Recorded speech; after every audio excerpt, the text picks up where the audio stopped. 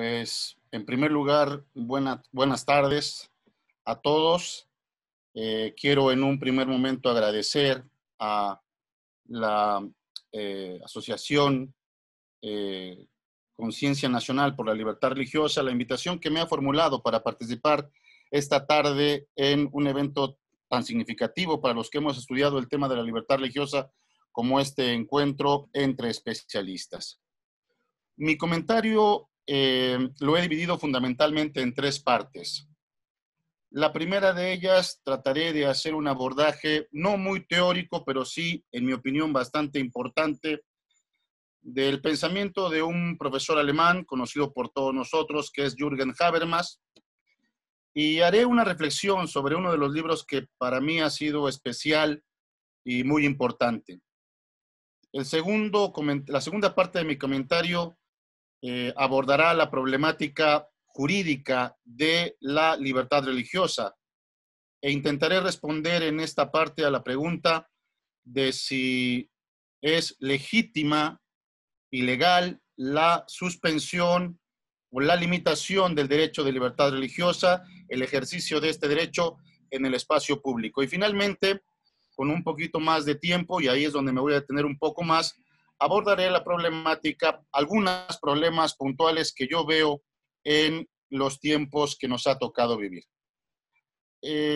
Habermas escribió un libro muy interesante que se llamó Entre el naturalismo y religión, y ahí planteaba cómo el mundo se encontraba dividido en dos polos. En uno de estos polos se reconocía y se aplaudía el progreso científico, neurocientífico, robótico, todo lo que tiene que ver con la ciencia. Y parecía que este polo había hecho desaparecer el espíritu religioso o la presencia religiosa, espiritual de la sociedad, que sería precisamente el otro polo.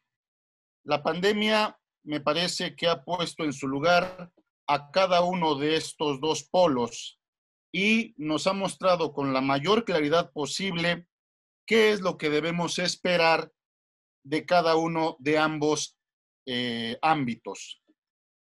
En primer lugar, me parece que no se puede desconocer la importancia y los avances científicos, técnicos, pero hasta el punto de no hacernos perder de vista la visión trascendental que nos da la fe.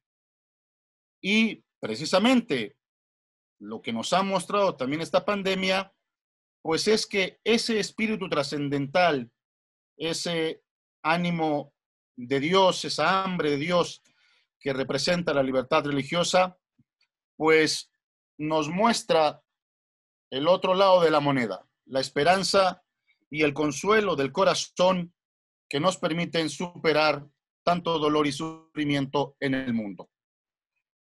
Esto me da la pauta a mí para también hacer un comentario que me llamó la atención en algún punto que escuché en la radio cuando se afirmaba que se estaba atentando contra el Estado laico cuando las enfermeras y los médicos oraban o rezaban antes de entrar a su trabajo.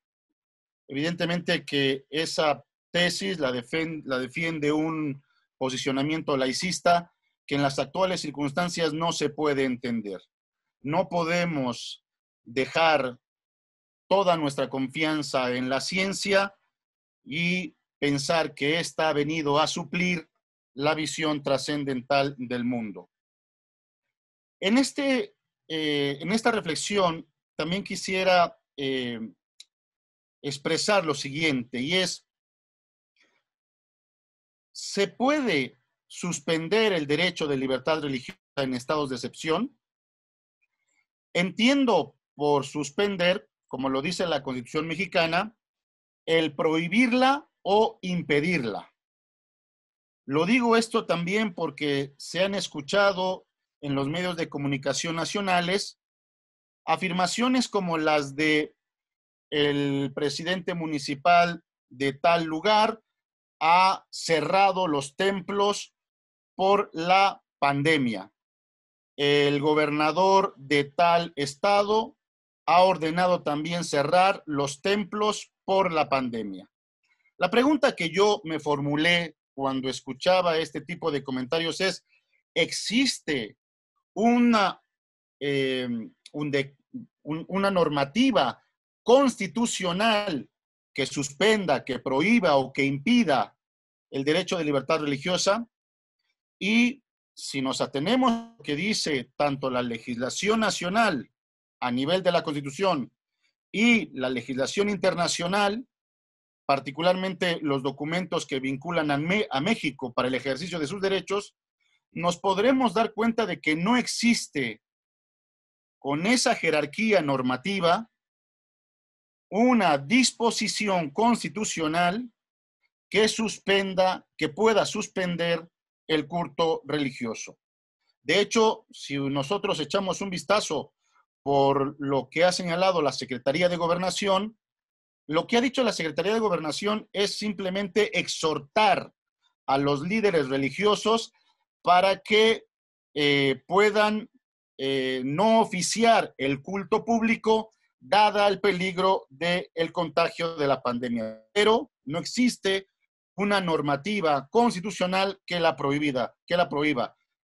Como lo señala esta prohibición, la señala expresamente la Constitución, solo bajo ciertas circunstancias, y también lo señalan los documentos internacionales. Bien, ahora intentaré abordar en estos minutos ya que me quedan la pregunta con la que se inició nuestra exposición, nuestro conversatorio, y es sobre si la religión es esencial para la sociedad. La respuesta evidentemente es afirmativa. La religión como objeto del derecho de libertad religiosa es esencial para la sociedad. Y yo utilizaré dos argumentos, uno de carácter teológico y otro de carácter filosófico. El primero, se puede perfectamente recordar las palabras del Señor en el Evangelio de Lucas, cuando dice que no solo de pan vive el hombre, sino de toda palabra que sale de la boca del Señor. El segundo argumento para sostener la afirmación que acabo de hacer sobre que la religión es esencial para la sociedad es reconocer que la religión es un bien humano básico tanto para las personas como para las iglesias. Y cuando se respeta este bien humano básico, se posibilita el ejercicio de la libertad religiosa que perfecciona tanto al ser humano creyente como a las comunidades que profesan esa misma fe. Esta sería, por tanto, mi respuesta a la pregunta. Y quisiera, al hilo de lo que vengo comentando, exponer la idea de si los templos, si las iglesias pueden estar cerradas o si se ha limitado, si se ha prohibido el ejercicio de la libertad religiosa. Y la pregunta ante esta situación es que se puede realizar el ejercicio de la libertad religiosa de diferentes maneras. Por ejemplo, lo que hemos experimentado en los últimos tiempos, pues han sido las celebraciones por los medios de comunicación, por el Internet, por las redes sociales, en donde claramente se está ejerciendo el derecho de libertad religiosa tanto de las comunidades como de la feligresía.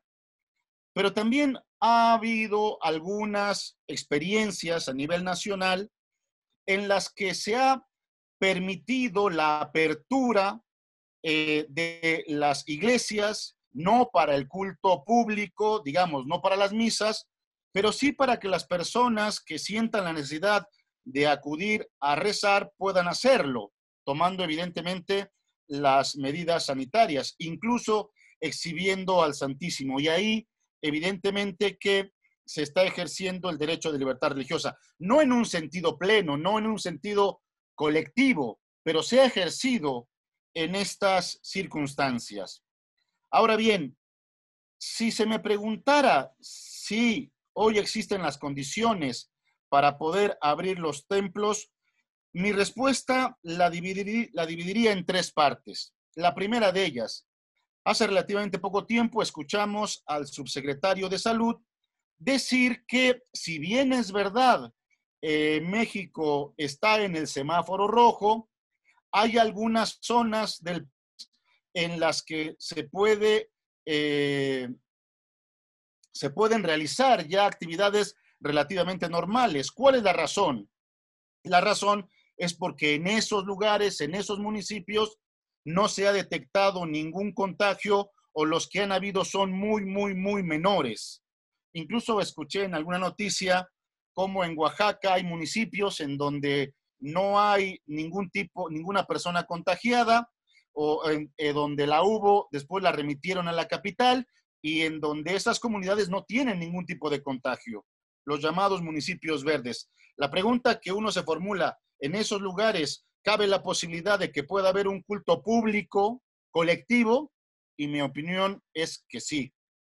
Ahora, la situación se puede complicar un poco más porque ¿qué sucede en aquellos centros de población pues mayoritarios, ¿no? Y evidentemente que ahí hay un problema y un problema grave. Yo en este punto diría que hay zonas muy contaminadas como la Ciudad de México, particularmente Iztapalapa, o en el norte del país, Mexicali, pues que sería muy arriesgado proponer la apertura de los templos para el culto público. Pero habrá otras zonas, cuando estas pasen al semáforo amarillo, en donde se pueda llevar a efecto el ejercicio de la libertad religiosa, tomando en consideración todas las medidas higiénicas disponibles. Y bueno, ya había dicho que en aquellas zonas en donde esté el mayor punto de contagio, ahí me parece que no se debe de abrir todavía los templos a el ejercicio público. Quisiera señalar solamente dos últimas cosas en estos 2 minutos que quedan, que son las siguientes. Y es, hay un tema que es importante también y preocupa, es el tema económico. El tema económico. Tanto los líderes, los sacerdotes o los pastores, como las propias iglesias tienen gastos para su manutención y también para la manutención del templo. ¿Qué hacer en esos casos? Bien, yo lo que pienso es que así como los empresarios han pedido ayuda al gobierno para que les dé algún tipo de estímulo económico y no puedan cerrar, sobre todo los pequeños empresarios, no veo cuál sea la razón por la que no se pueda solicitar también este dinero al gobierno. O en el supuesto también de que no se pudiera, que el gobierno pueda de alguna forma exentar los impuestos del predio, del agua o de la luz a los templos.